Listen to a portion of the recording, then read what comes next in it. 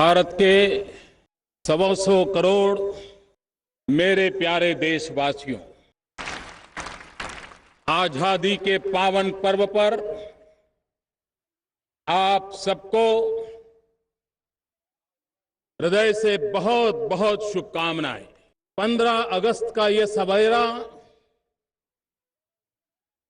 मामूली सवेरा नहीं है।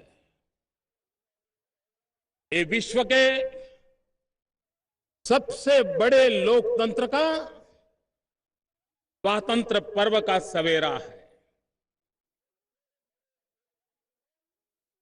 ये सवेरा 125 करोड़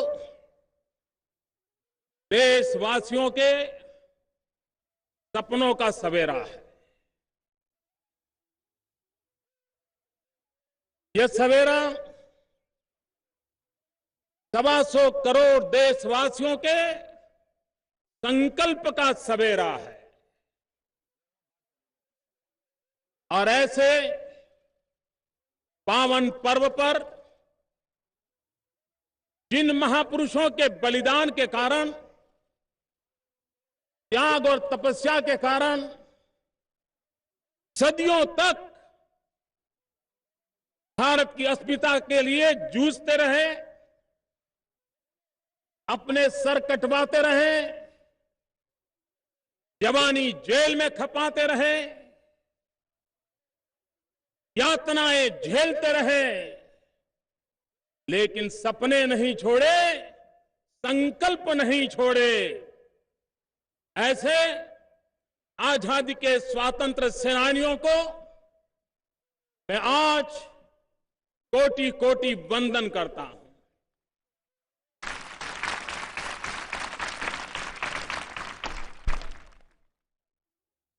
पिछले दिनों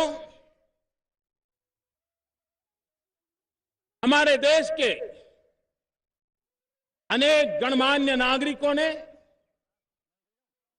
अनेक युवकों ने, साहित्यकारों ने, समाज सेवियों ने, चाहे वो बेटा हो या बेटी हो, विश्व भर में भारत का माथा ऊंचा करने का अभिनंदनीय कार्य किया है।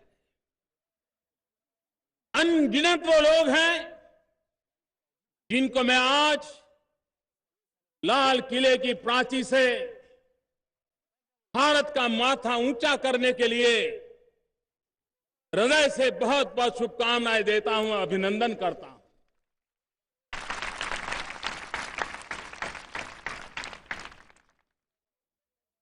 विश्व के सामने भारत की विशालता, भारत की विविधता,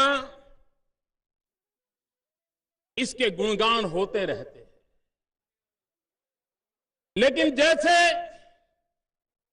भारत की अनेक विशेषताएं हैं, भारत में अनेक विविधताएं हैं, भारत की विशालता है, वैसे ही भारत के जन जन में सरलता भी है और भारत के कोने कोने में एकता भी है। और यही हमारी पूंजी है, यही हमारे राष्ट्र की शक्ति है। हमारे देश की शक्ति को सदियों से संजोया गया है। हर युग में उसे नया निखार देने का प्रयास हुआ। समय की आवश्यकता के अनुसार, भविष्य के सपनों को साकार करने की आवश्यकता के अनुसार उन्हें ढाला गया है, उन्हें पनपाया गया है और उससे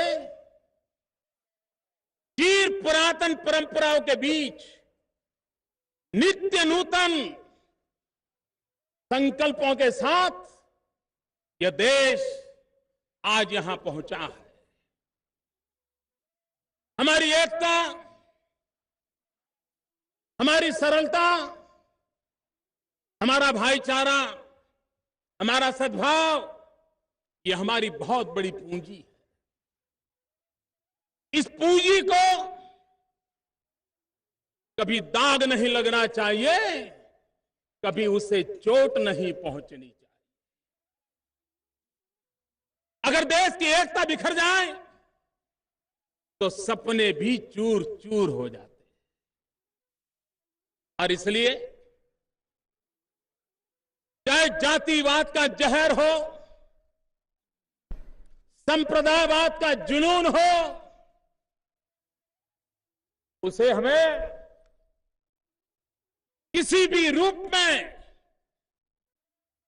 जगह नहीं देनी है, पनपने नहीं देना है।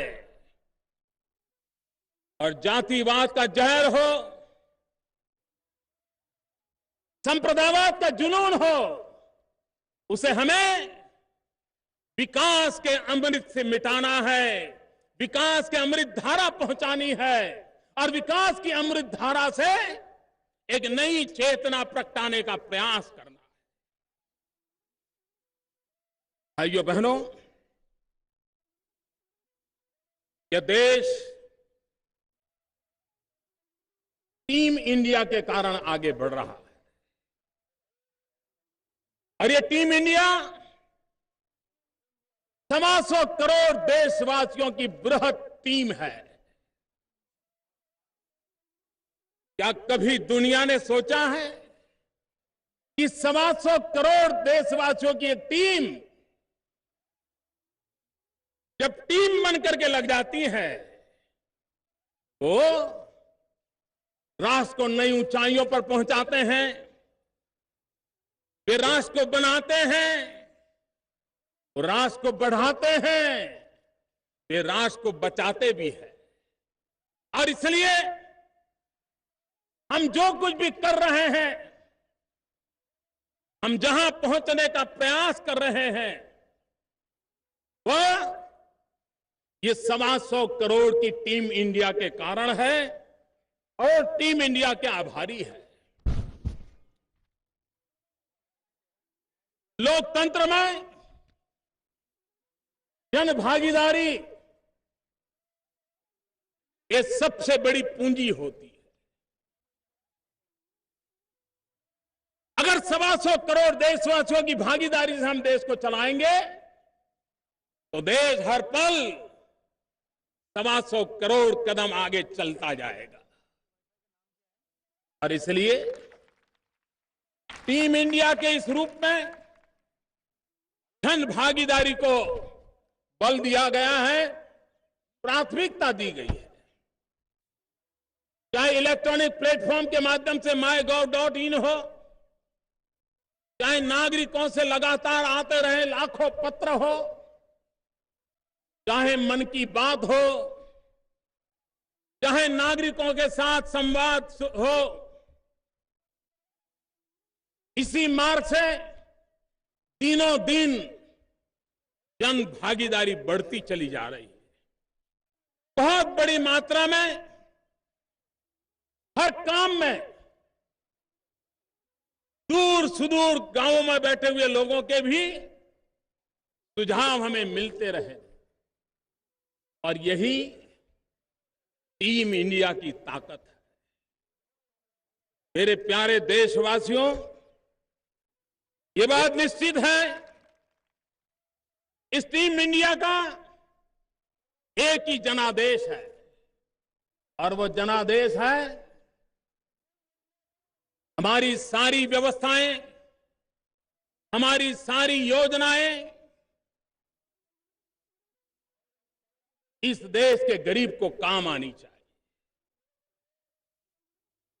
अगर हम गरीबी से मुक्ति की लड़ाई में बल प्रदान करते हैं, उसे सामर्थ्य प्रदान करते हैं, तो देश का कोई गरीब गरीबी में गुजारा करना नहीं चाहता। वह भी गरीबी से जंग जड़ना चाहता है और इसलिए शासन व्यवस्था की सार्थकता इस बात में है कि हमारी व्यवस्थाएं, हमारे संसाधन हमारी योजनाएं, हमारे कार्यक्रम गरीबों के कल्याण के लिए किस प्रकार से उपयोगी आते हैं। भाइयों बहनों, गत 15 अगस्त को मैंने आपके सामने कुछ विचार रखे थे। तब मैं नया था और मैंने जो शुरू में देखा था उसको मैंने कोई लाग लपेट के बिना खुले मन से 125 करोड़ देशवासियों के सामने रख दिया। आज 1 वर्ष के बाद उसी लाल किले की प्राची से, पवित्र तिरंगे झंडे की साक्षी से मैं देशवासियों को विश्वास दिलाता हूं कि 1 साल में टीम इंडिया 125 करोड़ देशवासी एक नए विश्वास के साथ, नए सामर्थ्य के साथ, परिश्रम की पराकाष्ठा करते हुए समय सीमा में सपनों को साकार करने में जुट गए। एक नया विश्वास का माहौल पैदा हुआ था। मैंने गत 15 अगस्त को प्रधानमंत्री जनधन योजना इसकी घोषणा की।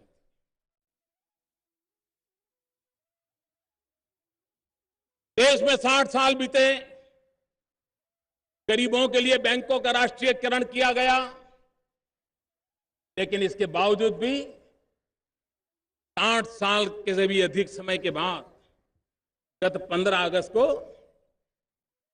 देश के 40% लोग बैंक खातों से वंचित थे।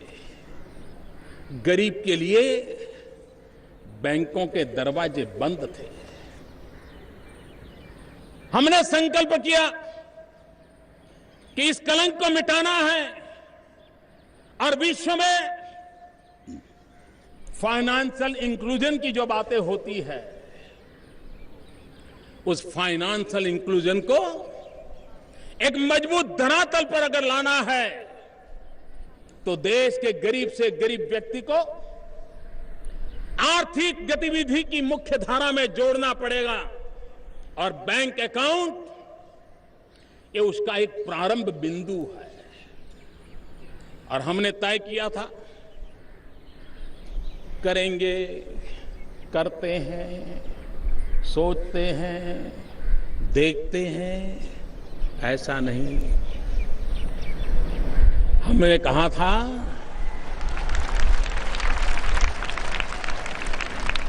26 जनवरी को जब देश फिर एक बार तिरंगे झंडे के सामने खड़ा होगा, तब तक समय सीमा में काम पूरा करेंगे।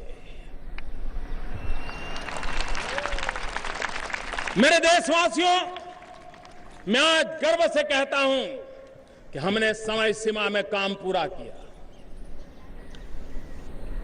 17 करोड़ लोगों ने प्रधानमंत्री जन धन योजना के अंतर्गत खाते खुलवाए और हमने तो कहा था, गरीबों को अवसर देना था, इसलिए कहा था 1 भी रुपया नहीं होगा, 1 भी नया पैसा नहीं होगा तो भी बैंक का अकाउंट खोलेंगे। बैंकों को खोलने की कागज पट्टी का खर्चा होगा तो होने देंगे। आखिर बैंकें है किसके लिए? गरीब के लिए होनी चाहिए। और इसलिए जीरो बैलेंस से हमने अकाउंट खोलने का संकल्प किया था, लेकिन मेरे देश के अमीरों को हमने देखा है और इस बार देश ने गरीबों को भी देखा और गरीबों की अमीरी को देखा है। और मैं इन गरीबों की अमीरी को आज लाल किले की प्राची से शत शत नमन करना चाहता हूं, सलाम करना चाहता हूं। क्योंकि जीरो बैलेंस अकाउंट खोलने का कहने के बावजूद भी इन गरीबों ने 20,000 करोड़ रुपया बैंक के खातों में जमा करवाए। अगर ये गरीबों की अमीरी न होती तो कैसे संभव होता।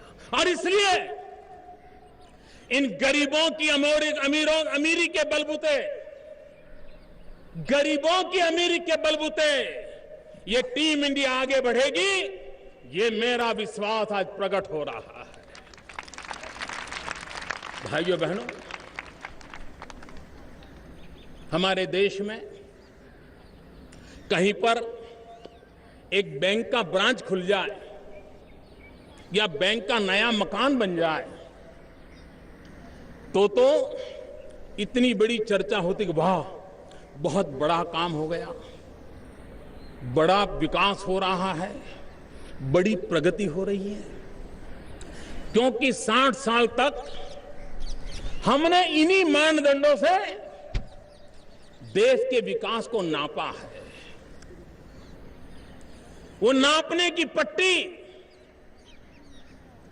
यही रही है कि एक बैंक का ब्रांच खुल जाए, बहुत बड़ा वाहवाही हो जाती है, बहुत बड़ा जय जयकार हो जाता है, सरकार की बल्ले बल्ले बात हो जाती है। लेकिन मेरे प्यारे देशवासियों,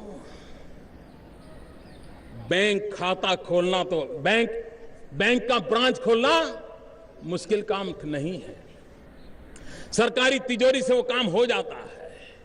लेकिन 17 करोड़ देशवासियों को बैंक के दरवाजे तक लाना, ये बहुत बड़ा कठिन काम होता है, बहुत बड़ा परिश्रम लगता है, जी जान से जुटना पड़ता है, पल पल हिसाब मांगना पड़ता है। और मैं टीम इंडिया के मेरे महत्वपूर्ण साथी, टीम इंडिया के मेरे महत्वपूर्ण साथी, बैंक के कर्मचारियों का, बैंकों का हृदय से अभिनंदन करता हूं कि उन्होंने बैंक को गरीबों के सामने ला करके रख दिया।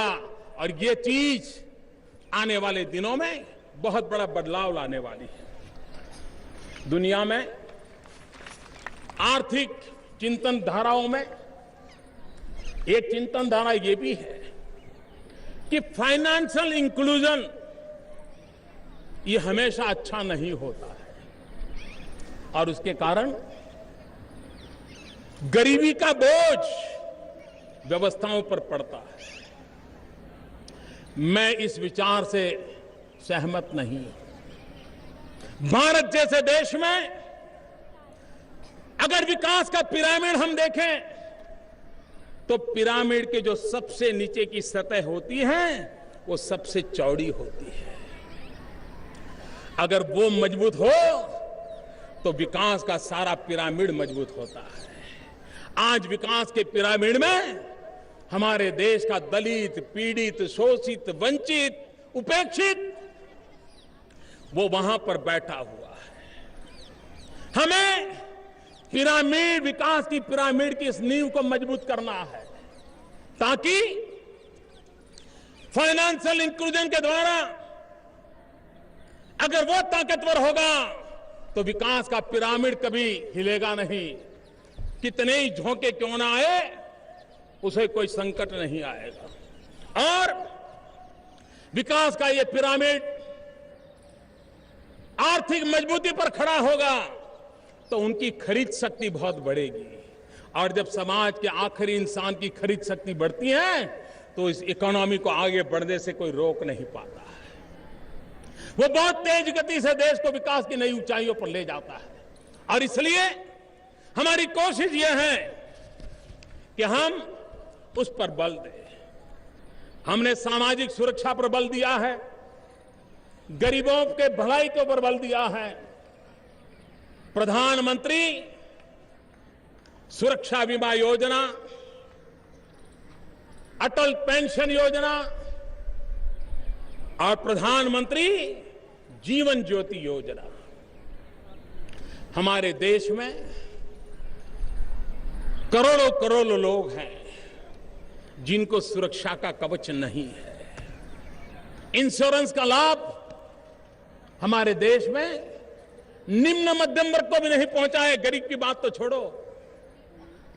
हमने योजना बनाई, 1 महीने का 1 रुपया, ज्यादा नहीं, 1 महीने का 1 रुपया, 12 महीने का 12 रुपया, और आप प्रधानमंत्री सुरक्षा बीमा के हकदार बन जाइए।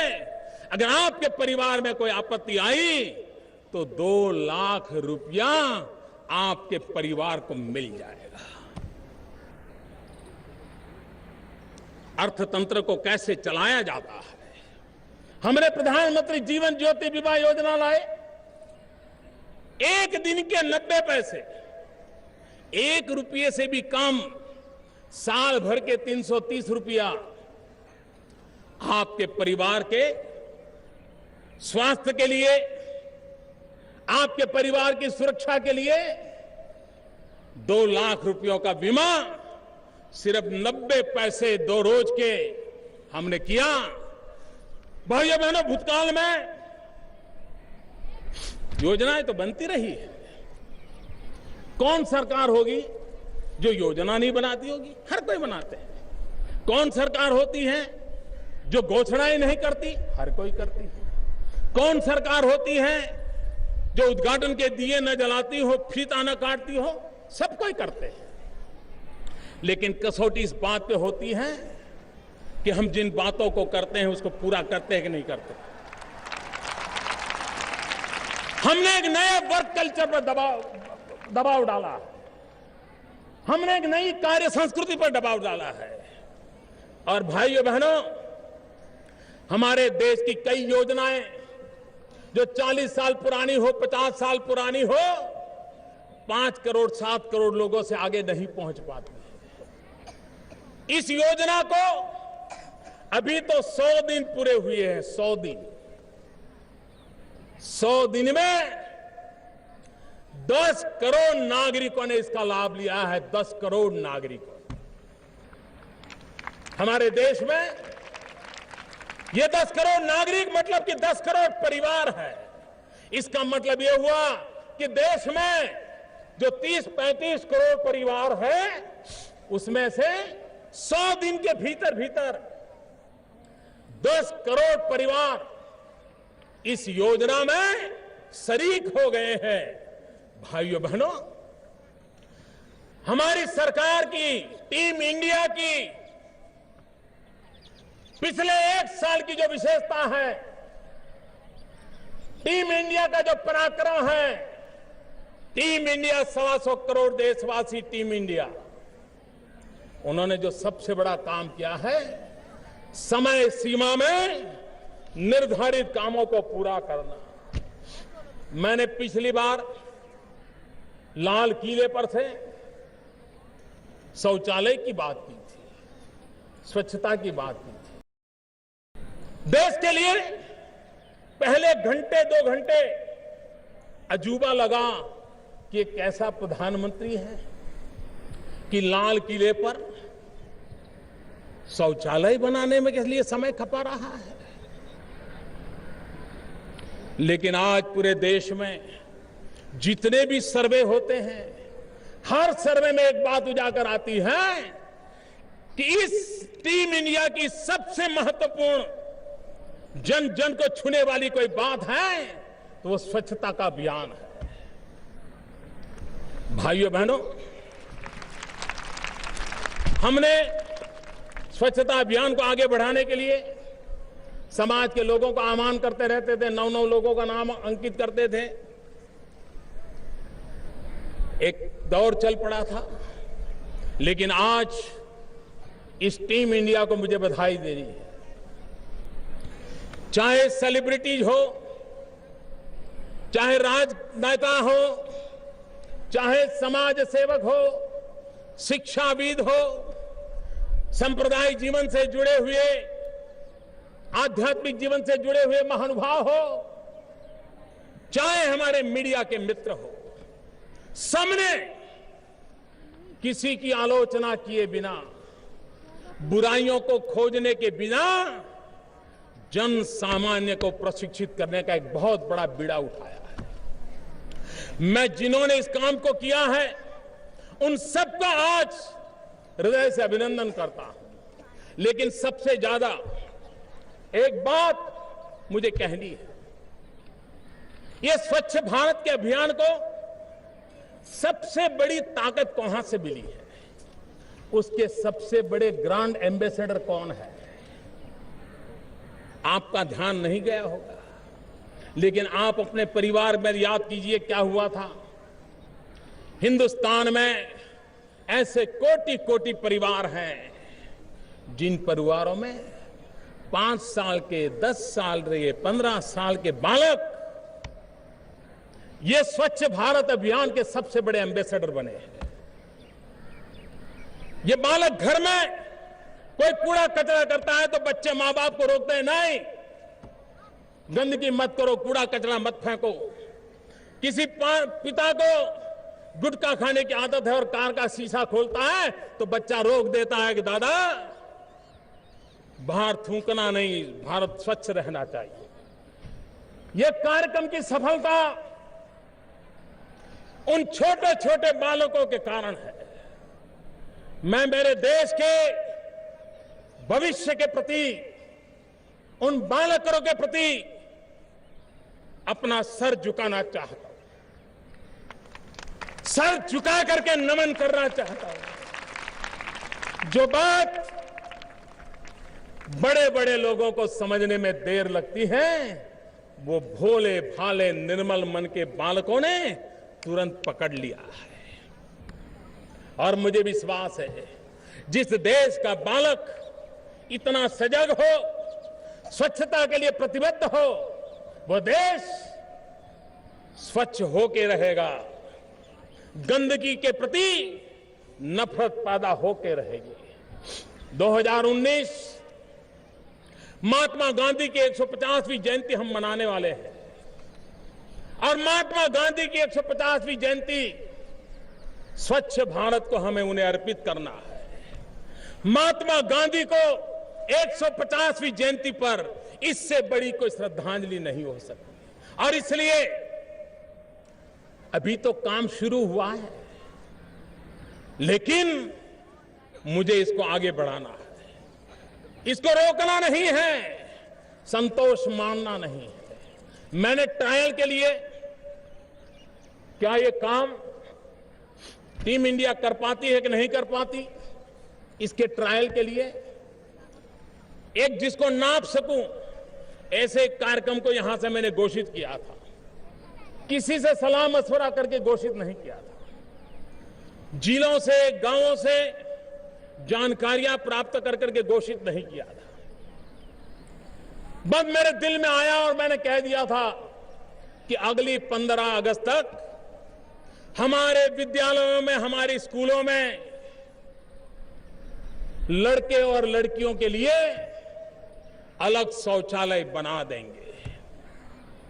और बाद में जब हम काम शुरू किया, टीम इंडिया ने अपने जिम्मेवारी को समझा, ध्यान में आया इस देश में 2,62,000 विद्यालय ऐसे थे जिसमें 4.25 लाख से ज्यादा टॉयलेट बनाने थे।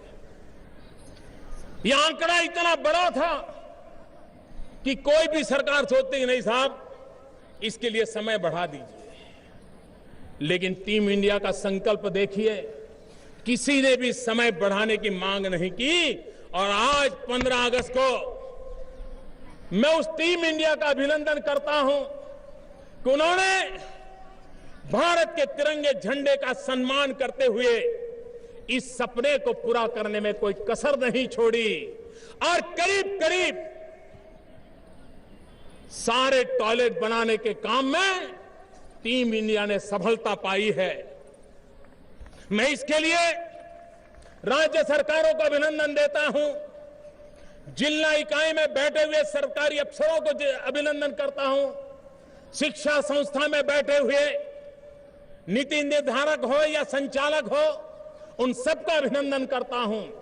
यह मुद्दा 4.25 लाख टॉयलेट बनने का नहीं है, ये मुद्दा जो निराशा का माहौल है, कुछ हो नहीं सकता है, कैसे होगा, कैसे करेंगे, ये जो माहौल है, उस माहौल के सामने ये आत्मविश्वास पैदा कर सकता है। हम भी कुछ कम नहीं है। टीम इंडिया पीछे नहीं हट सकती है। टीम इंडिया सफलता लेकर रह सकती है, ये इसमें से संकेत मिलता है। और इसलिए राष्ट्र चलता है आत्मविश्वास के भरोसे। राष्ट्र चलता है नए नए संकल्पों की पूर्ति कर करके। राष्ट्र चलता है नए नए सपनों को संजो करके। हम कहीं बंद नहीं हो सकते। हमने निरंतर आगे बढ़ना होता है। और इसलिए भाइयों बहनों, हमारे देश का मजदूर, हमने योजना बनाई श्रम एव जयते। भारत में गरीब मजदूर के प्रति देखने का रवैया हमें शोभा नहीं देता है। हम कोई कोट पैंट टाई पहना हुआ व्यक्ति मिल जाए, लंबा कुर्ता जैकेट पहन करके कोई महापुरुष मिल जाए, तो खड़े होकर के उसका बड़ा अभिवादन करते हैं। लेकिन कोई ऑटो रिक्शा वाला आ जाए, कोई पैदल रिक्शा वाला आ जाए, कोई अखबार बेचने वाला आ जाए, कोई दूध बेचने वाला आ जाए, इन गरीब के प्रति हमारा देखने का भाव ठीक नहीं है। राष्ट्र की इस कमी को 125 करोड़ देशवासियों ने अपने मन के संकल्प से मिटाना है, जिनके कारण हम अच्छे दिखते हैं, जिनके कारण हमारा अच्छा काम होता है, उससे बड़ा हमारा कोई हितैषी नहीं होता। और इसलिए डिग्निटी ऑफ लेबर, श्रमिकों का सम्मान, श्रमिकों का गौरव, यह हमारा राष्ट्रीय कर्तव्य होना चाहिए, यह हमारा राष्ट्रीय स्वभाव होना चाहिए, यह जन जन की प्रवृत्ति होनी चाहिए, ये जन जन की वृत्ति होनी चाहिए। पिछले दिनों कुछ योजनाओं के तहत जो अनऑर्गेनाइज लेबर हैं, उनको विशेष पहचान पत्र देने का हमने अभियान प्रारंभ किया है। उस पहचान पत्र के द्वारा उसको कई सुरक्षा की योजनाओं का लाभ मिलने वाला है। इन असंगठित मजदूरों की तरफ कभी देखा नहीं जाता था। उसी प्रकार से हमारे देश के मजदूरों ने अपनी मेहनत से सरकार की तिजोरी में अपना हिस्सा जमा करवाया। धीरे धीरे ये रकम 27,000 करोड़ रुपए पहुंची। लेकिन वो मजदूर बेचारा 6-8 महीना नौकरी करके कहीं और चला जाता है, फिर साल 2 साल के बाद कहीं और चला जाता है। आगे जहां पैसे कटवा करके आया है उसका कोई हिसाब किताब रहता नहीं। पूंजी भी इतनी कम होती है कि मन नहीं करता है कि चलो 200 रुपया किराया करके फिर वापिस जाके पैसे ले आऊं। और इसके कारण 27,000 करोड़ रुपया मेरे देश के गरीबों का, मेरे देश के मजदूरों का, उनकी पसीने की कमाई का सरकार की तिजोरी में सड़ रहा था। हमने उपाय खोजा, हमने मजदूरों को, श्रमिकों को एक स्पेशल पहचान कार्ड नंबर दे दिया और उनको कहा कि अब आपका तबादला कहीं पर भी होगा, आप एक नौकरी छोड़ के कहीं पर भी चले जाएंगे, एक कारखाना छोड़ के दूसरे कारखाना चले जाएंगे, एक राज्य छोड़कर दूसरे राज्य चले जाएंगे, ये नंबर आपके साथ साथ चलेगा और रुपये भी आपके साथ साथ चलते जाएंगे। आपका 1 रुपया कोई हजम नहीं कर पाएगा। 27,000 करोड़ रुपया गरीबों को वापस देने की दिशा में हमने प्रयत्न किया। हमारे देश में एक फैशन हो गई है, हर चीज में कानून बनाते रहो, हर चीज में कानून बनाते रहो। और हमारे न्यायालयों को बिजी रखते रहो। एक कानून से दूसरा कानून उल्टी बात बताता हो, लेकिन एक ही विषय का कानून हो। कंफ्यूजन क्रिएट करना, यही काम हमारे यहां चलता रहा है। गुड गवर्नेंस के लिए अच्छी निशानी नहीं है। और इसलिए कानून स्पष्ट हो, कानून सटीक हो, कानून कालबाह्य नहीं होना चाहिए। समाज तभी तो गति करता है। हमारे मजदूरों के लिए भिन्न प्रकार के 44 कानूनों के ढेर, उसमें से बेचारा मजदूर अपने हित की बात कहां खोजेगा। हमने उसमें बदलाव लाया है। 44 कानूनों को 4 आचार संहिताओं में समेट करके गरीब से गरीब, अनपढ़ से अनपढ़ मजदूर भी अपने हित की बात को पकड़ सके, इस योजना को हमने बल दिया है। भाइयों बहनों, हमारे देश में भ्रष्टाचार को लेकर के बहुत बातें होती हैं। आपने देखा होगा, बीमार व्यक्ति भी दूसरे को स्वस्थ कैसे रहना चाहिए उसकी टिप्स देने की आदत रखता है। खुद तो अपना संभालता नहीं है। हर इंसान को स्वभाव होता है, तुम ऐसा करो ठीक हो जाओगे, तुम वैसा करो ठीक हो जाओगे। ये करप्शन भी ऐसा है, जो इसमें लिप्त हैं वो भी सलाह देता है, जो इसके कारण परेशान है वो भी सलाह देता है, और एक प्रकार से एक दूसरे को सलाह देना, यही चला है। भाइयों बहनों, मैंने कभी ये घोषणा नहीं की है, लेकिन आज मैं हिसाब देना चाहता हूं। मैं देशवासियों को विश्वास दिलाना चाहता हूं। मैं 125 करोड़ देशवासियों की टीम इंडिया को कहना चाहता हूं कि ये देश भ्रष्टाचार से मुक्त हो सकता है। अनुभव के आधार पर कह रहा हूं। ऊपर से शुरू करना होता है, साथ साथ भ्रष्टाचार हमारे देश में दीमक की तरह लगा हुआ है, और दीमक ऐसी फैलती जाती है, पहले तो दिखती नहीं है, लेकिन जब बेडरूम तक घुस जाए, कपड़े जहां लगे उस कपबोर्ड तक पहुंच जाए, तब पता चलता है। और जब दिमाग से मुक्ति लेनी है तो हर स्क्वायर मीटर जमीन पे इंजेक्शन लगाने पड़ते हैं, दवाइयों पे। घर में एक जगह पर इंजेक्शन लगाने से काम नहीं बनता है। दिमाग को अगर खत्म करना है तो हर स्क्वायर मीटर पे हर महीने इंजेक्शन लगाते रहना पड़ता है, तब जाकर के सालों प्रयास करने के बाद दिमाग से मुक्ति मिलती है। इतने बड़े देश में भी भ्रष्टाचार रूपी दिमाग से मुक्ति के लिए अनेक प्रकार के कोटि कोटि प्रयासों की आवश्यकता है, और उसे किया भी जा सकता है।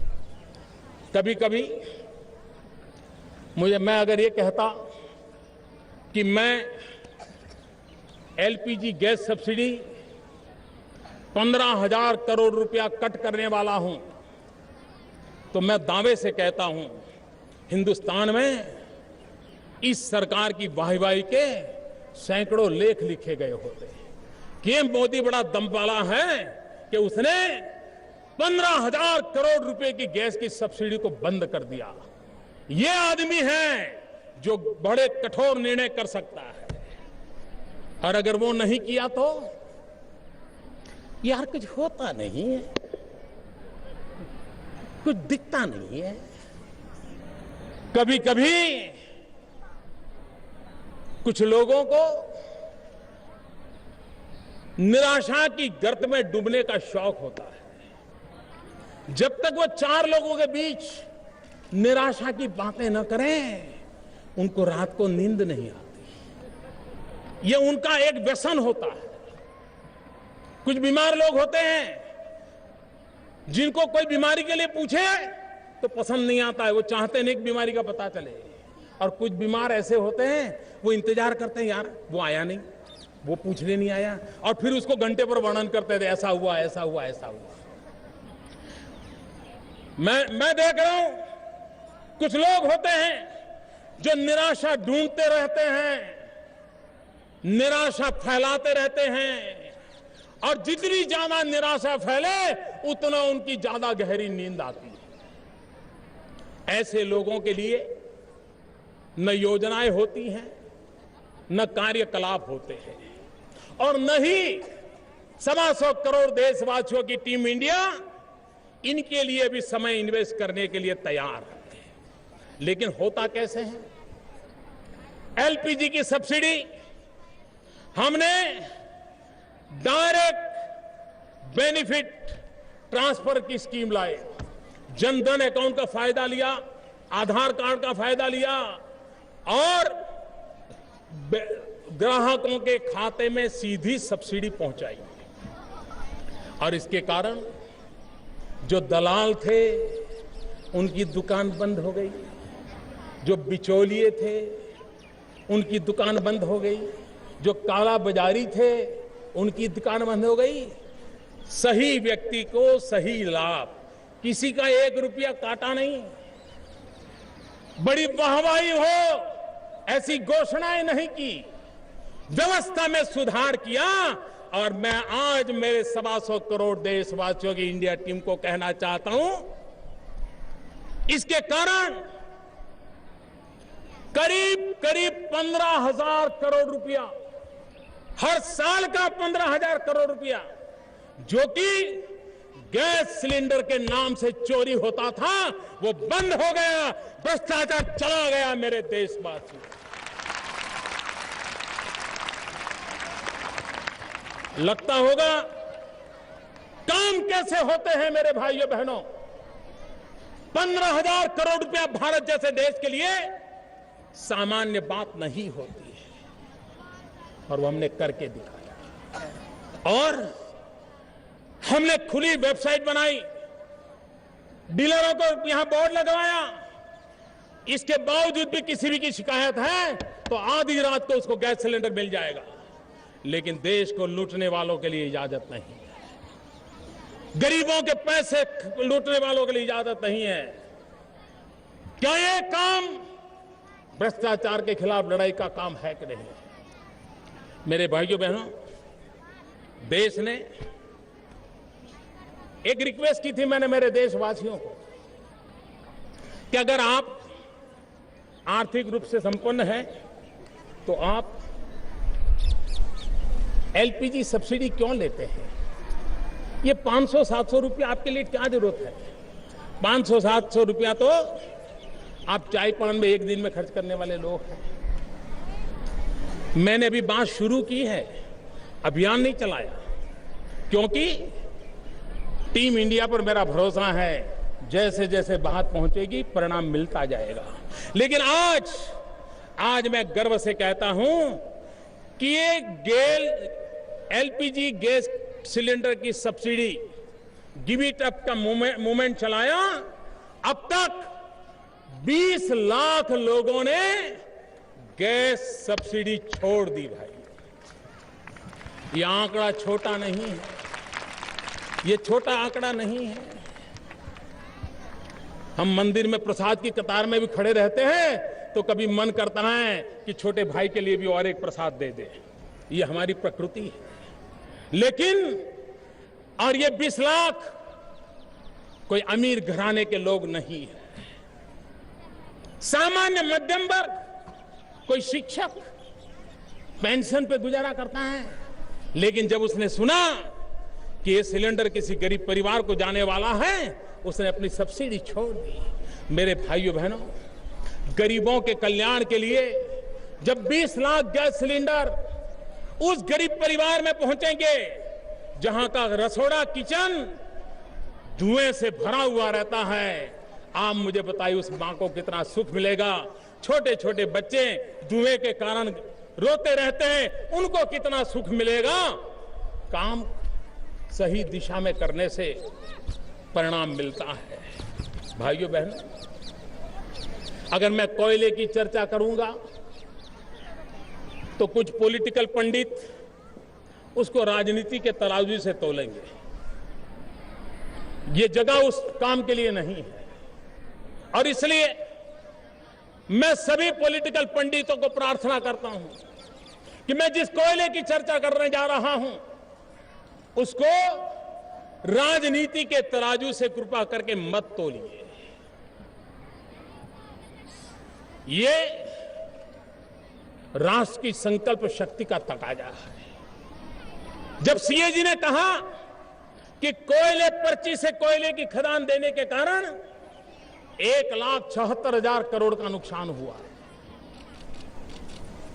हम भी चुनाव में भाषणों में बोलते थे, लेकिन मन में कभी रहता यार इतना तो नहीं होगा, बोलते तो थे। लेकिन मेरे भाइयों बहनों, हमने समय सीमा के अंदर तय किया कि कोयला हो, स्पेक्ट्रम हो और कोई खनिज हो, अब उसका नीलामी की जाएगी, ऑक्शन किया जाएगा। और मेरे प्यारे देशवासियों, ये टीम इंडिया का पराक्रम देखिए, 125 करोड़ देशवासियों की टीम इंडिया का संकल्प देखिए। समय सीमा में कोयले का ऑक्शन हुआ और करीब करीब 3 लाख करोड़ रुपया देश के खजाने में आएंगे। भाइयों बहनों, आप अपने आत्मा से पूछिए, क्या भ्रष्टाचार गया कि नहीं गया? दलालों का ठेका गया कि नहीं गया? हिंदुस्तान की संपत्ति को लूटने वालों के दरवाजे बंद हुए कि नहीं हुए? मैंने कोई भाषण नहीं दिया था, करके दिखाया। स्पेक्ट्रम में वही हुआ। अभी एफएम रेडियो का ऑक्शन चल रहा है, बड़े बड़े लोग परेशान हैं। मुझ पे बहुत दबाव डाला गया कि मोदी जी, एफएम रेडियो तो सामान्य व्यक्ति को काम आता है, कोई कमाई नहीं होती है, आप एफएम रेडियो का ऑक्शन क्यों करते हैं? बहुत दबाव डाला गया था, हर प्रकार से मेरा ध्यान आकर्षित करने का प्रयास हुआ था। लेकिन हमने कहा 125 करोड़ देशवासियों की टीम इंडिया ट्रांसपेरेंसी चाहती है, पारदर्शिता चाहती है। और अभी एफएम रेडियो के करीब करीब 80-85 शहरों का ऑक्शन चल रहा है। परसों जब मैंने पूछा, ऑक्शन में 1000 करोड़ से तो ऊपर चला गया था। ये पैसा गरीब के काम आने वाला है। भाइयों बहनों, देश को ठेकेदारों ने कैसे चलाया, कैसे लूटा, नीतियों पर प्रभाव पैदा किया, हमारे देश में कैसा कारोबार किया गया है। विदेश से जो कोयला आता है, वो कोयला समुद्री तट के बिजली के कारखानों को नहीं दिया जाता है। उसको जहां कोयले की खदानें हैं, उसके अगल बगल के कारखानों को देने के लिए वहां से ट्रांसपोर्ट किया जाता है। और कोयले की खदानों का कोयला है, उसको ट्रांसपोर्ट करके समुद्र तट के कारखानों तक ले जाया जाता है। इस देश के छोटे बालक को भी समझ आ सकता है कि भाई, इधर का माल उधर और उधर का माल उधर के बजाय जिसका जहां है वहां लगाओ। भाइयों बहनों, हमने निर्णय बदल दिया। कारखाने के नजदीक में जो है, उसका लाभ सबसे पहले उसको मिले। और मैं कहना चाहूंगा, एक छोटे से इस निर्णय ने दलालों की दुकानें बंद की और सरकार की तिजोरी में 1100 करोड़ रुपया जमा हो गया है मेरे भाइयों बहनों, और ये हर वर्ष होगा। भ्रष्टाचार एक प्रकार से व्यवस्था का हिस्सा बन गया है। जब तक व्यवस्था के हिस्सों से उसको काटा नहीं जाएगा, भाइयों बहनों, मैं आज तिरंगे झंडे की साक्षी से बोल रहा हूं, लाल किले की प्राची से बोल रहा हूं, 125 करोड़ देशवासियों के सपनों को समझ करके बोल रहा हूं। 15 महीने हो गए आपने दिल्ली में जो सरकार बिठाई है, उस सरकार पर एक नए पैसे के भ्रष्टाचार का आरोप नहीं है।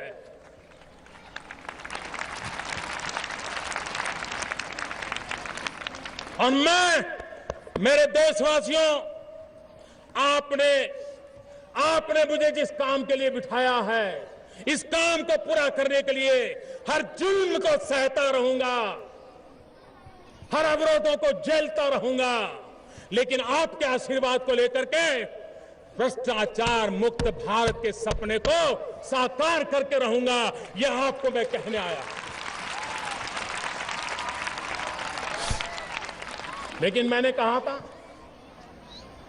यह दीमक है, सिर्फ दिल्ली सरकार से भ्रष्टाचार जाए इससे बात बनने वाली नहीं है। अभी भी छोटे छोटे स्थान पर परेशानियां हो रही हैं। गरीब आदमी उन छोटे लोगों की परेशानी से परेशान है। इसके लिए हमारी एक राष्ट्रीय चेतना को जगाने की आवश्यकता है। हमने भ्रष्टाचार के इस रूप से भली भांति उसको समझकर से जन जन को उसकी मुक्ति के लिए जोड़ना है, और तब जाकर के इस कलंक से हम मिट सकते हैं। भाइयों बहनों, मुझे ये भी कहना है, काला धन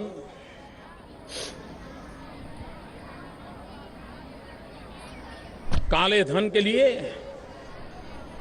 इतने कम समय में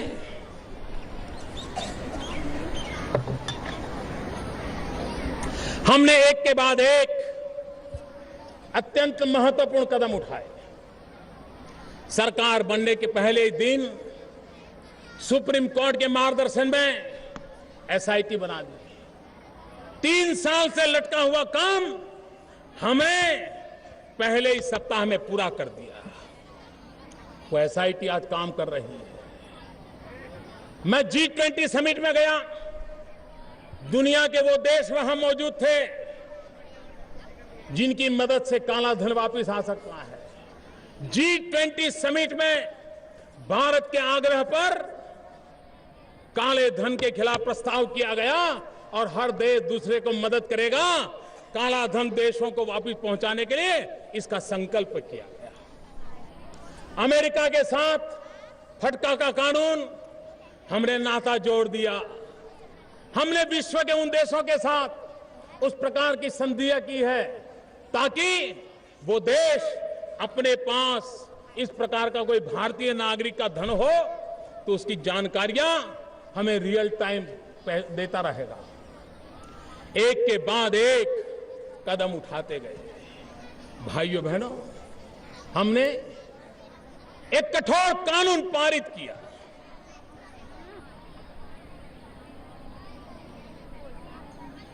अब जब कानून पारित हो गया तो हर हफ्ते कोई न कोई हमारी सरकार का संपर्क करता है और कहता है, आपकी सरकार ने बड़ा जुल्म किया है, ऐसा कठोर कानून बना दिया। कोई कहता है ऐसा काला कानून बना दिया, इसके कारण अफसरों का जुल्म बढ़ जाएगा। भाइयों बहनों, कभी कभार जब बीमारी बड़ी भयानक होती है तो ऐसे इंजेक्शन की जरूरत पड़ती है, और जब इंजेक्शन लेते हैं तो डॉक्टर भी कहता है साइड इफेक्ट होगा। लेकिन ये बीमारी इतनी भयंकर है कि साइड इफेक्ट झेलने के बावजूद भी इसी दवा से मुक्ति मिलेगी। मैं जानता हूं ये काला धन का हमने कानून बनाया है, उसके कारण बहुत लोग परेशान हैं,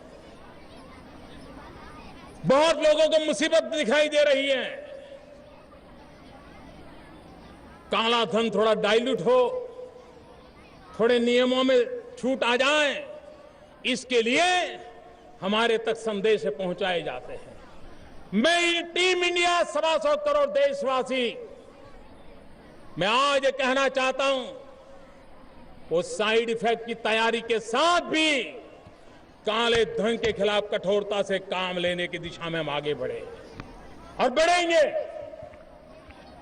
और इतना तो हो गया है, काला धन वापस लाने की एक लंबी प्रक्रिया है, चल रही है, लेकिन इतना तो हो गया है कि अब कोई काला धन बाहर भेजने की हिम्मत नहीं करता है। ये तो फायदा हुआ ही हुआ, कोई माने या न माने। इतना ही नहीं, अभी कुछ दिनों में जब ये समय दिया है कि आप अपना घोषित कर सकते हो। मैं आज कह सकता हूं करीब 6500 करोड़ रुपया अघोषित आय लोगों ने आकर के घोषित सामने से करना शुरू कर दिया। ये पैसा हिंदुस्तान की तिजोरी में आएगा, भारत के गरीब के काम आएगा। और भाइयों बहनों, आपको मैंने जो विश्वास दिया है उसे पूरा करने के लिए पूरे संकल्प के साथ हम आगे बढ़ेंगे। भाइयों बहनों, सीबीआई के द्वारा हमारी सरकार बनने के पहले 1 वर्ष में भ्रष्टाचार के सिर्फ 800 केस हुए थे। 800। भाइयों बहनों, हमने सत्ता में आने के बाद, हम तो नए हैं, अब तक 1800 केस हम दर्ज करा चुके हैं और अफसरों के खिलाफ हमने कार्रवाई शुरू की, सरकार के मुलाजिमों के खिलाफ कार्रवाई शुरू की। आप कल्पना कर सकते हैं, हमारे आने से पहले 1 साल में 800 और हमारे के बाद 10 महीने के भीतर भीतर 1800। ये बताता है कि भ्रष्टाचार के खिलाफ लड़ने का हमारा मांझा कैसा है। हमारे देश में 2005 में पीएमएलए का एक कानून बना। उस कानून के तहत 10 साल में 10,000 करोड़ रुपया रिकवर हुआ है। 10 साल में 10,000 करोड़ रुपया। लेकिन आपको जानकर के हैरानी होगी, 10 साल में जो 10,000 करोड़ हुआ है उसमें 4,500 करोड़ रुपया पिछले 10 महीने में हुआ है।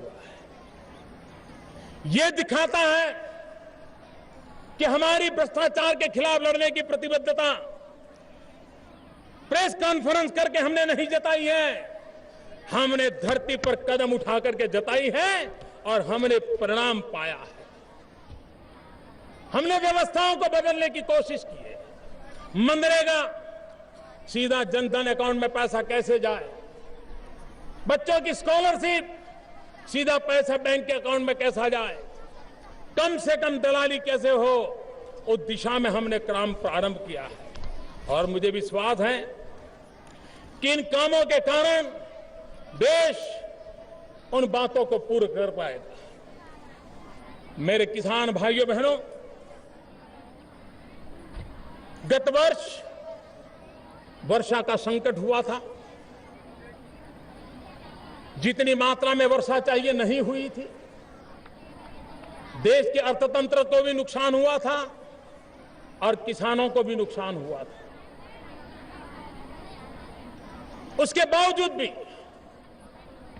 महंगाई को नीचे लाने में हम सफल हुए थे।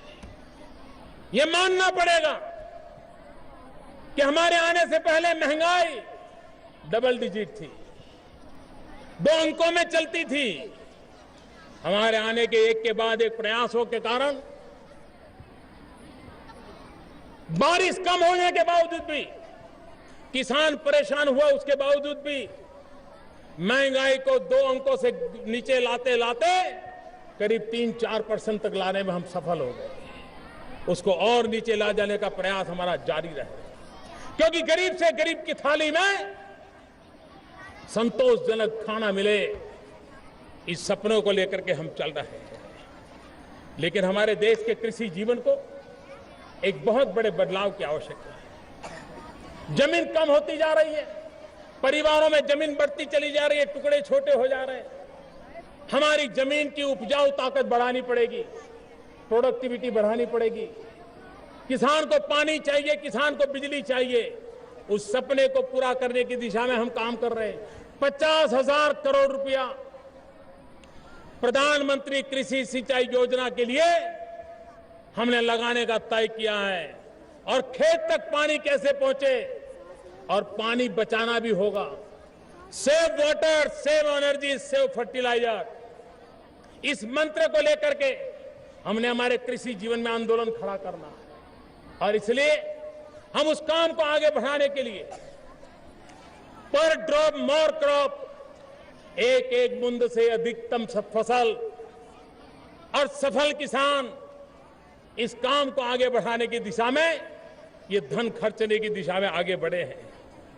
पिछले दिनों जब ओले गिरे, हमने 50% उसको जो क्षति हुई थी उस क्षतिपूर्ति में वृद्धि कर दी। 60 साल में इतना बड़ा जंप कभी लगा नहीं था। इतना ही नहीं, पहले अगर कभी नुकसान होता था तो 50% नुकसान हो तभी वो मुआवजे के दायरे में आता था। हमने इसको कम करके 30% कर दिया। इससे बड़ा किसान को मदद का काम पिछले 60 साल में कभी हुआ नहीं है। किसान को यूरिया चाहिए। हमने नीम कोटिंग यूरिया, मैं फिर एक बार कहता हूं, भ्रष्टाचार के खिलाफ कैसे लड़ाई लड़ी जाती है। नीम कोटिंग ये कोई मोदी के दिमाग की पैदावार नहीं है। ये वैज्ञानिकों ने सुझाया हुआ विचार है। और ये विचार सिर्फ मेरी सरकार के सामने आया ऐसा नहीं, पहले भी सरकारों के सामने आया है। हमारे देश में किसानों के नाम यूरिया जाता है। अरबों खरबों का यूरिया जाता है, लेकिन वो यूरिया 15%, 20%, 25% केमिकल की फैक्ट्रियों में चला जाता है, रॉ मटेरियल के रूप में। नाम किसान का होता है, दलालों के माध्यम से चोरी होती है। नीम कोटिंग 100% किए बिना ये चोरी रोकी नहीं जा सकती। और इसलिए हमने सरकार की तिजोरी पर बोझ पड़े तो भी यूरिया का 100% नीम कोटिंग करने का काम पूरा कर दिया। और इसके कारण अब ये यूरिया खेती के सिवाय किसी काम नहीं आ सकता। कोई केमिकल फैक्ट्री उसमें से कुछ नहीं निकाल सकती। और इसलिए किसान को जितना यूरिया चाहिए उतना मिलेगा। और नीम कोटिंग होने के कारण उसको जो न्यूट्रिशन वैल्यू चाहिए जमीन में, 10% कम यूरिया उपयोग करते हुए भी उसको इसका लाभ मिलने वाला है। आने वाले सीजन में मेरे देश के किसानों को यूरिया का एक नया लाभ, और मैं तो सभी किसानों को कहता हूं, कोई गलती से भी नीम कोटिंग के बिना का यूरिया आपको दिखाता है तो आप मान लेना कि वो सरकार के द्वारा अधिकृत नहीं है। किसी ने पीले रंग का कोई पाउडर आपको दे दिया है, उसको हाथ मत लगाना। भाइयों बहनों, पिछले दिनों मैं कहता हूं, भारत का अगर विकास करना है तो पूर्वी हिंदुस्तान के विकास के बिना भारत विकसित नहीं हो सकता। भारत का पश्चिमी छोर यही अगर आगे बढ़ेगा तो हिंदुस्तान कभी आगे बढ़ नहीं सकता है। हिंदुस्तान तब आगे बढ़ेगा जब हमारा पूर्वी उत्तर प्रदेश ताकतवर बने, हमारा बिहार ताकतवर बने, हमारा पश्चिम बंगाल ताकतवर बने, हमारा आसाम, हमारा उड़ीसा, हमारा नॉर्थ ईस्ट, ये भूभाग हिंदुस्तान का ये ताकतवर बनना चाहिए। और इसलिए इंफ्रास्ट्रक्चर का मामला हो, रेल कनेक्टिविटी का मामला हो, डिजिटल कनेक्टिविटी का मामला हो, हमने हर बात में पूर्वी भारत पर ध्यान केंद्रित किया है। और पूर्वी भारत पर ध्यान केंद्रित करने में एक राह हम गैस की पाइपलाइन लगा रहे हैं। किसी ने सोचा होगा कि जिन राज्यों में किचन में पीने का पानी टैप से आना भी मुश्किल लगता है, वहां गैस का पाइप तक पहुंचाने की दिशा में हम काम कर रहे हैं। और 4 यूरिया फर्टिलाइजर के कारखाने जो पूर्वी भारत में बंद पड़े थे, वहां के नौजवान बेरोजगार हुए थे, वहां का किसान परेशान हो रहा था। हमने नई यूरिया नीति बनाई, हमने गैस सप्लाई की नई नीति बनाई, और उसका परिणाम है कि गोरखपुर हो, बरौली हो, तालचेर हो, सिंदरी हो, ये सारे पूर्व से जुड़े हुए इनके फर्टिलाइजर के कारखानों को पुनर्जीवित करके नौजवानों को रोजगार देना और किसानों को फर्टिलाइजर देना, उसकी दिशा में हम काम कर रहे हैं। भाइयों बहनों, देश में सेना के जवानों के लिए, जवानों के कल्याण के लिए विभाग होता है सरकार में, लेकिन इस देश में जितना महात्म्य जवान का है उतना ही महात्म्य किसान का है। 60 साल में हमने क्या किया है? हमने कृषि के आर्थिक पहलू पर बल दिया।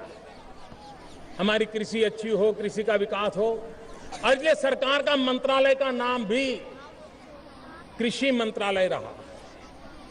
भाइयों बहनों, कृषि मंत्रालय का जितना महत्व है, उतना ही महत्वपूर्ण समय की मांग है किसान कल्याण का भी महत्व है। अकेली कृषि विकास, ये बात ग्रामीण जीवन के लिए, कृषि जीवन के लिए अधूरी है। वो पूर्ण तब होगी जब किसान कल्याण को भी जोड़ा जाए। और इसलिए भाइयों बहनों, अब भारत सरकार का जो मंत्रालय कृषि मंत्रालय के रूप में जाना जाता था, वो कृषि मंत्रालय एवं किसान कल्याण मंत्रालय के रूप में जाना जाएगा।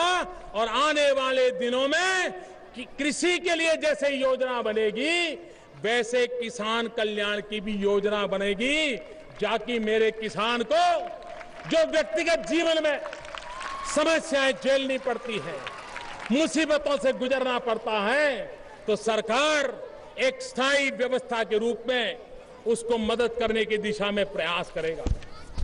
भाइयों बहनों, आने वाले दिनों में एक काम की ओर मैं ध्यान देना चाहता हूं। आजादी के इतने वर्ष हो गए, लेकिन आज भी हमारे देश में करीब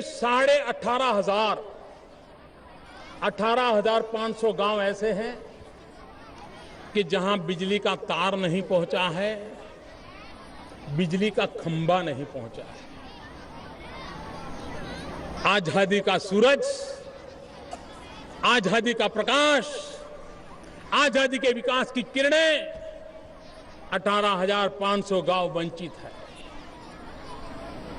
अगर पुराने तरीके से चलते रहे तो शायद इन 18,000 गांवों में खंभा पहुंचाते पहुंचाते, बिजली का तार पहुंचाते पहुंचाते 10 साल लग जाएंगे।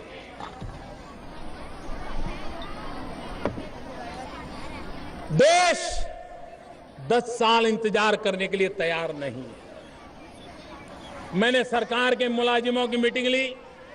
मैंने उनको पूछा क्या करोगे, तो कोई कहता है साहब 2019 तक कर देंगे, कोई कहता है 2022 तक कर देंगे। बोले घने जंगलों में है, फलानी जगह पे है, पहाड़ों में है, बर्फीले प्रदेश में है, कैसे पहुंचे। 125 करोड़ देशवासियों की टीम इंडिया का संकल्प है इन 18,500 गांवों में 1000 दिन के अंदर बिजली का खंभा, बिजली का तार और बिजली पहुंचे, ये काम पूरा करके दिया जाएगा। और मैं राज्यों से आग्रह करता हूं कि हम इसको करके दिखाएं। और सब राज्यों में ये बाकी नहीं है, कुछ ही राज्यों में ज्यादा बाकी है। अगर मैं उन राज्यों का नाम दूंगा तो फिर मेरी बात को पॉलिटिकल तराजू से तोला जाएगा, राजनीति छींटाकशी होगी। और इसलिए मैं उस चक्कर में पड़ना नहीं चाहता।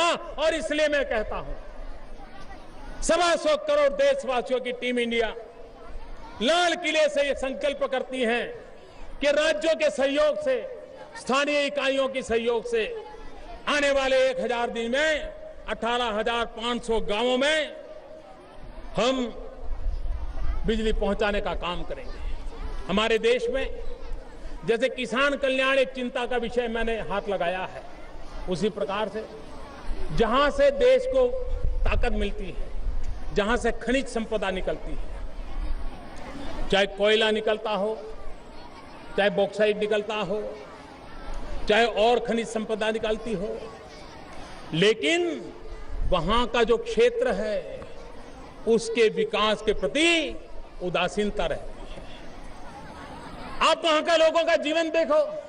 हमारे देश को तो वो समृद्ध बनाने के लिए पसीना बहाते हैं, लेकिन उस क्षेत्र का विकास नहीं होता है।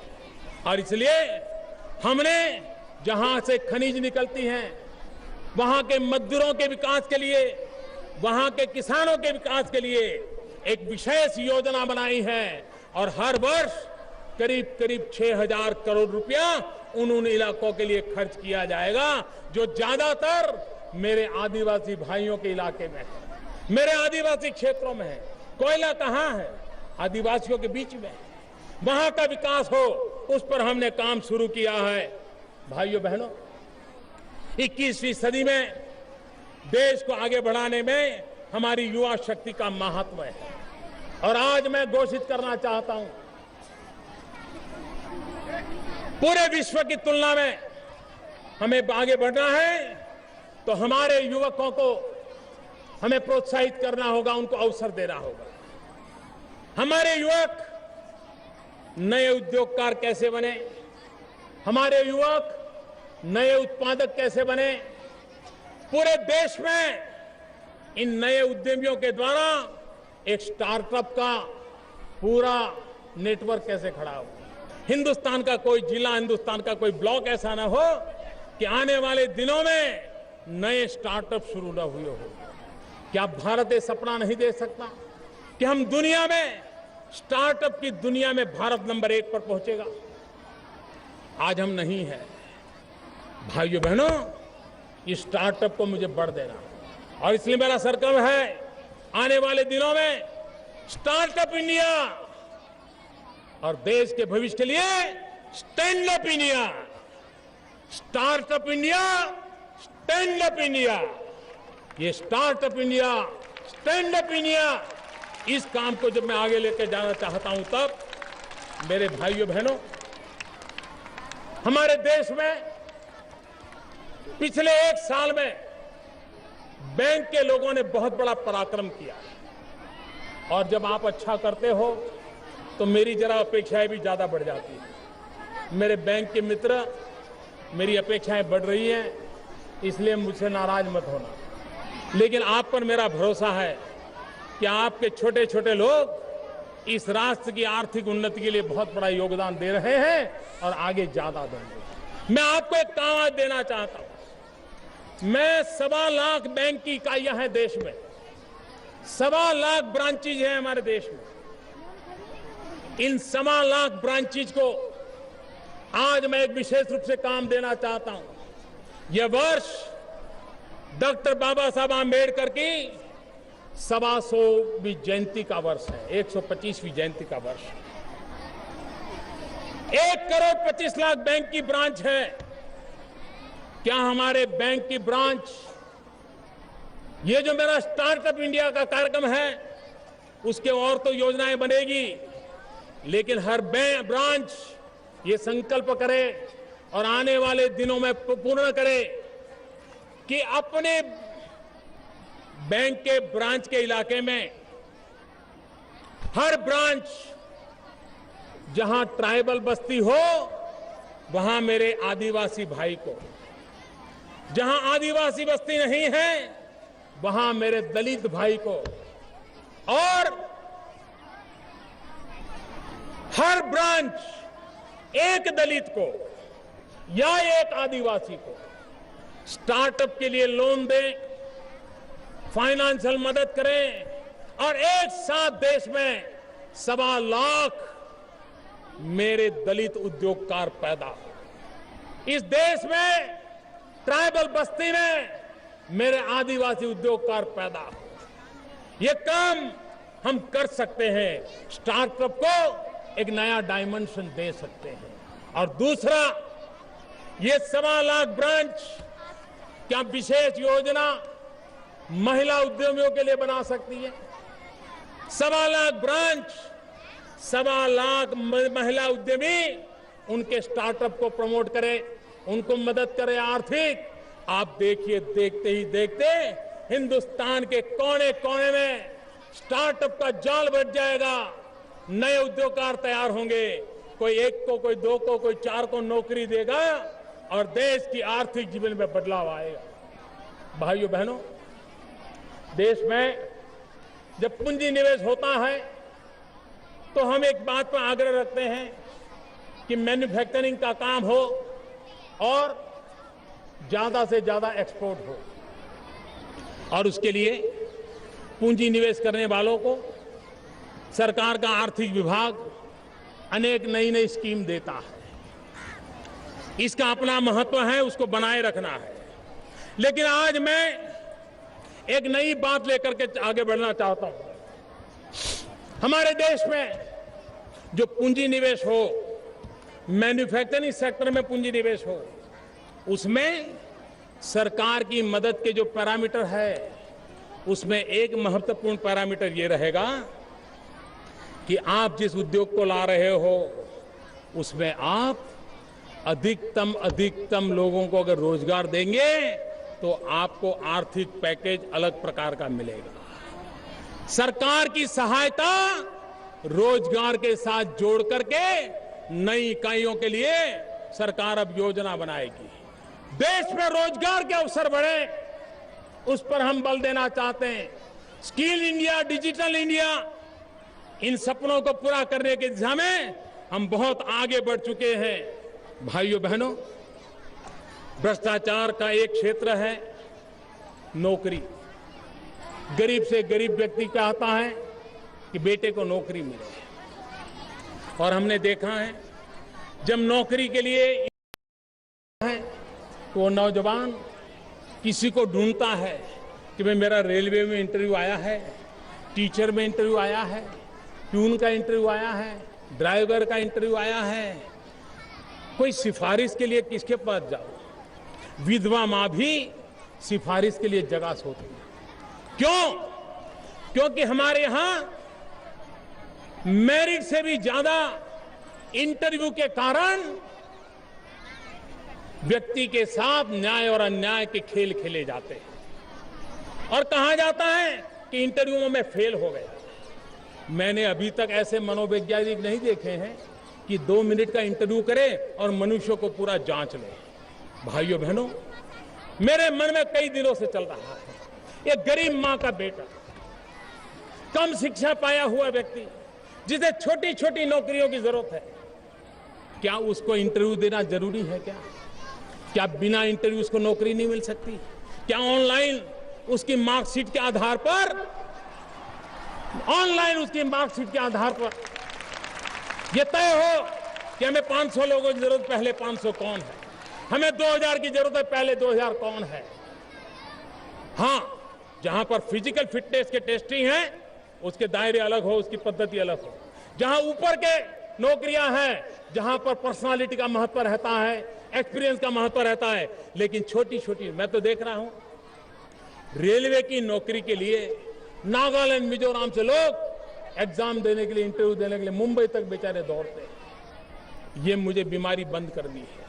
मैं आग्रह करता हूं राज्य सरकारों को, मैं आग्रह करता हूं सरकार के मेरे सभी साथियों को कि हम छोटी छोटी नौकरियों से ये इंटरव्यू हो सके उतना जल्द बंद करें, मेरिट के आधार पर दें। देश में से भ्रष्टाचार जो गरीब आदमी को परेशान करता है, उससे उसको मुक्ति मिलेगी और उसको हमें पूरा करने की दिशा में प्रयास करना चाहिए। ये मेरा आग्रह है।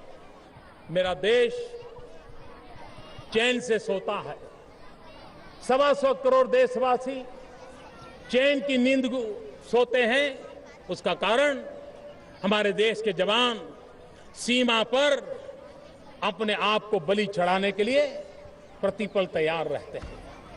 कोई देश अपनी सेना का मूल्यांकन कम नहीं आंक सकता। 125 करोड़ देशवासियों की टीम इंडिया, उनके लिए भी मेरा देश का हर फौजी, हर जवान, हर सैनिक एक राष्ट्र की शक्ति है, राष्ट्र की संपत्ति है, राष्ट्र की ऊर्जा है। कई वर्षों से कई सरकारें आई और चली गई। वन रैंक वन पेंशन, ये विषय हर सरकारों के सामने आया है। हर सरकारों के सामने प्रस्ताव रखे गए हैं। हर सरकारों ने छोटे मोटे वचन भी दिए हैं, वादे भी किए हैं, लेकिन समस्या का समाधान नहीं हुआ। मेरे आने के बाद भी अभी तक मैं इसको कर नहीं पाया। मैं आज मेरे सेना के सभी जवानों को विश्वास फिर से एक बार दे रहा हूं, और ये बात एक व्यक्ति नहीं बोल रहा, 125 करोड़ टीम इंडिया की तरफ से मैं कह रहा हूं। तिरंगे की छत्र छाया में कह रहा हूं, लाल किले की प्राची से कह रहा हूं, मेरे सेना के जवानों, सिद्धांततः वन रैंक वन पेंशन हमने स्वीकार किया हुआ है, लेकिन इसके संगठनों से बातचीत का दौर चल रहा है। हम चाहते हैं, अंतिम दौर में यह दौर तब पहुंची है, संपूर्ण राष्ट्र के विकास को ध्यान में रखते हुए हर किसी को न्याय मिले, इस बात को ध्यान में रखते हुए 20-20, 25-25 साल से लटकी हुई समस्या का हमने रास्ता खोज रहा है। मुझे विश्वास है कि जिस विश्वास के साथ वार्ता चल रही है, मैं सुखद परिणाम की आशा करता हूं, और इसलिए मैं फिर एक बार विश्वास दिलाता हूं कि सिद्धांततः इस सरकार ने वन रैंक वन पेंशन की बात को स्वीकार किया है। उसकी नीति गीटी को देख करके लागू कैसे किया जाए, उसके लिए संबंधित लोगों से बातचीत करते हुए हमारी बात को आगे हम बढ़ा रहे हैं।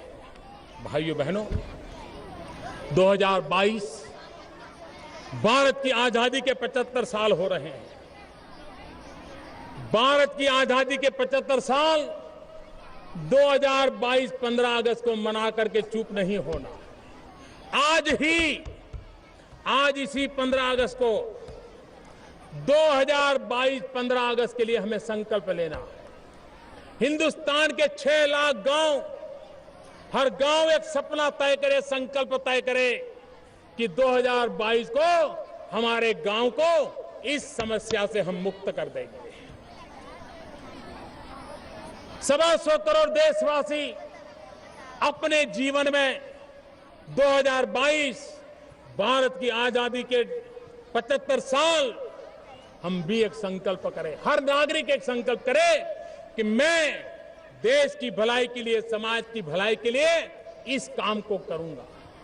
एक बार मेरे 125 करोड़ देशवासी एक संकल्प लेकर के आगे बढ़े तो 2022 का जब सवेरा होगा 15 अगस्त का, हमारे देश के लिए मर मिटने वाले आजादी के सैनिकों, उनकी आत्मा जब देखेगी तो देश ने 125 करोड़ संकल्पों को पूरा किया होगा। 6 लाख गांवों ने 6 लाख सपनों को पूरा किया होगा। शहरों ने, महानगरों ने, सरकार के हर विभाग ने, सरकार की हर इकाई ने एक एक संकल्प लेकर के अभी से जुट जाना है। और हमारा कोई लिटरेचर ऐसा ना हो, हमारी कोई बात ऐसी ना हो जिसमें 2022 15 अगस्त को दोहराया ना जाए, जिसमें आजादी के 75 साल का संकल्प दोहराया ना जाए। एक मोमेंटम खड़ा करना चाहिए। आजादी का आंदोलन भाइयों बहनों दशकों तक चला। आजादी सामने नहीं दिखती थी तो 1910 में भी कोई आजादी की बात करता था, 20 में भी करता था, 30 में भी करता था। दशकों तक एक बात को दोहराया गया, तब आजादी प्राप्त हुई। स्वाभिमानी, गौरवशाली, समृद्ध राष्ट्र के लिए हमें सक्षम भारत बनाना है, समृद्ध भारत बनाना है, स्वस्थ भारत बनाना है, सुसंस्कृत भारत का सपना हमें पूरा करना है, स्वाभिमानी भारत बनाना है, श्रेष्ठ भारत बनाना है।